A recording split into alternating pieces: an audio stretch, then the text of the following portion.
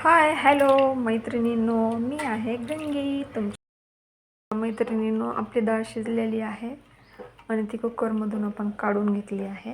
ती आता नितकळू द्यायची अशी आणि थोडीशी थंड झाली म्हणजे मिक्सरला किंवा पुरणाची चाळणी असते ना, पुरण यंत्र किंवा चाळणी, त्याच्यामध्ये बारीक करून घ्यायचं आणि नंतर गूळ घालूया आपण. शिजून झालेली होती आणि मी मिक्सरमध्ये अगदी 10 मिनिटांमध्ये एकदम मेणासारखं मऊ पुरण मी वाटून घेतलेलं आहे. ज्यांना पुरण वाटण्याची खूप झंझट वाटते व पुरणपोळी करण्याची खूप झंझट वाटते त्यांच्यासाठी मी घेऊन आले गंगी झटपट आणि पटापट होणारी पुरणपोळी. फक्त 10 मिनिटात हे पुरण वाटून झालेलं आहे. ही अर्धा किलो मी डाळ घेतली होती, त्यासाठी लागणार आहे अर्धा किलो गूळ. हा मी बारीक विळीमध्ये किंवा चाकूने तुम्ही कट करून घ्या, पातळ असा कट करून घेतला आहे. इथं मी सुंठ, विलायची आणि बडीशेप हे मिक्सरमध्ये थोडीशी साखर टाकून बारीक करून घेतलेलं आहे. आणि हो मैत्रिणींनो, पुरणपोळी खायची असेल ना तर जायफळ टाकायला विसरायचं नाही. आता हे आपल्याला गरम करून घ्यायचं आहे गॅसवरती. गोळ्याच्यामध्ये आपण घालून घेऊ पूर्ण. ओके, मी हे ठेवत आहे आता गॅसवर. गॅस करूया ऑन आणि पुरण करूया मिक्स. अर्धा किलो डाळीला थोडंसं कमी असं अर्धा किलो गूळ घालायचा. छान असं मऊ लुसलुशीत हे पुरण होतं आणि पुरणपोळी खूप चवदार लागते. हे असं गूळ घालून हे पुरण पूर्ण एकजीव करून घ्यायचा आणि नंतर गॅसवर याला एक 10 मिनिटं आटवायला ठेवून द्यायचं. हे बघा मैत्रिणींनो, किती छान पद्धतीने आपलं पुरण झालेलं आहे. न झंझट घेता, ना जास्त ताण घेता. हे बघा, उलथनं पुरणमध्ये उभं राहिलं म्हणजे समजायचं आपलं पुरण छान पद्धतीने झालेलं आहे. आणि हे मी गुळवणीचं जे पाणी काढलं आहे याची मी करणार आहे आमटी. त्याची ही रेसिपी मी तुम्हाला सांगणार आहे. हे बघा मैत्रिणींनो, पाण्यामध्ये मी पीठ 15 मिनिटं भिजून ठेवलं होतं. आता त्याला पुन्हा एकदा तेलाचा हात देऊन मळून घ्यायचं. याने काय होतं, पोळी लुसलुशीत होते. आपण पुरण तयार करून ठेवलेलं आहे. आता याला डायरेक्ट लाटायला घ्यायचं.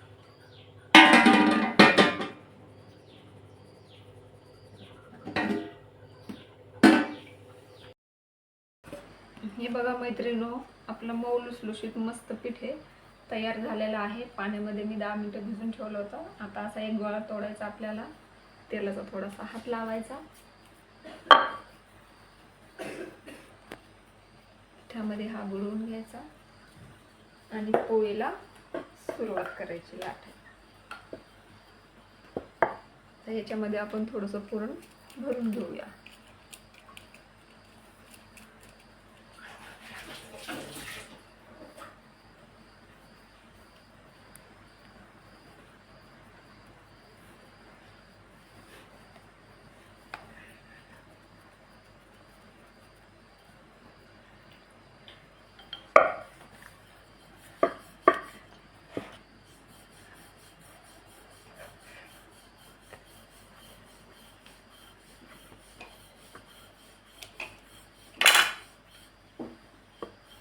मस्त पीठ मऊ भिजलेलं आहे आणि पोळी आपली मऊ लुसलुशीत होणार आहे.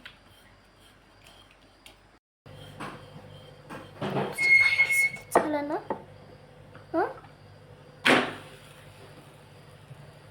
आता इकडे आपण पुन्हा एकदा दुसरी पोळी करायला पीठ घेतलेलं आहे. तव्यावरची पोळी शेकोपर्यंत आपली दुसरी पोळी लाटून झाली पाहिजे.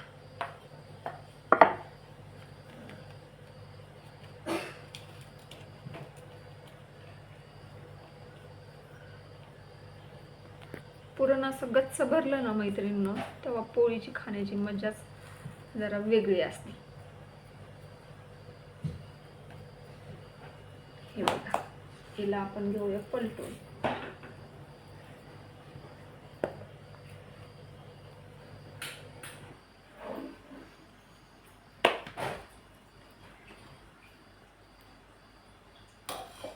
पोळ्या केल्या आणि गावरान तूप टाकलं नाही.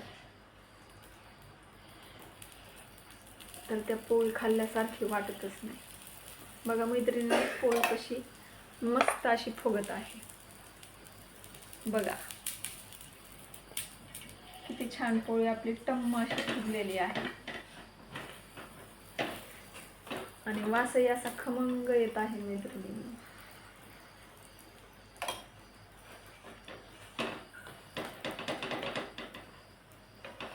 अगदी सोप्या पद्धतीनं फक्त 1 तास अर्धा तास लागतो या पोळ्या बनवायला. मी सांगितलेली रेसिपी नक्की एकदा ट्राय करा आणि मऊ लुसलुशीत पोळी आपली तयार आहे. खमंग अशी भाजलेली आहे.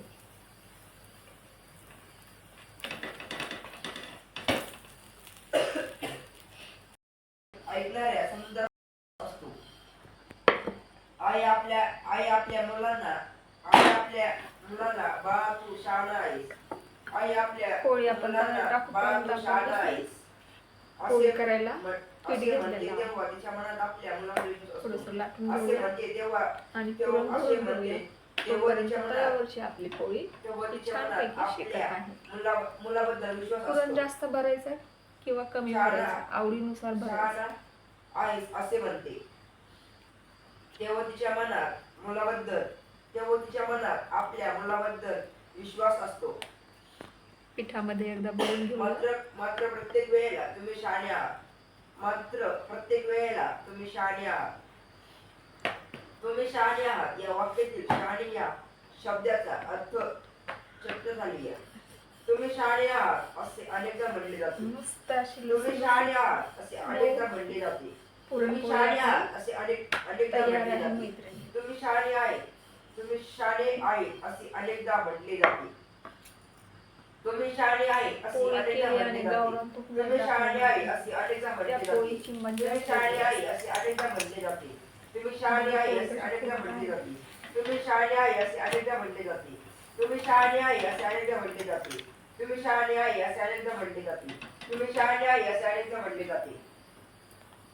त्यावेळी ऐकणारा सुंदरपणानं त्याचा